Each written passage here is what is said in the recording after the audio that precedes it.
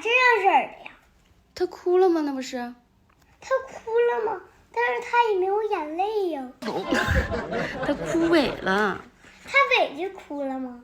啥呀？他就是缺水了，完有点干巴了。像你敷面膜缺水了吗？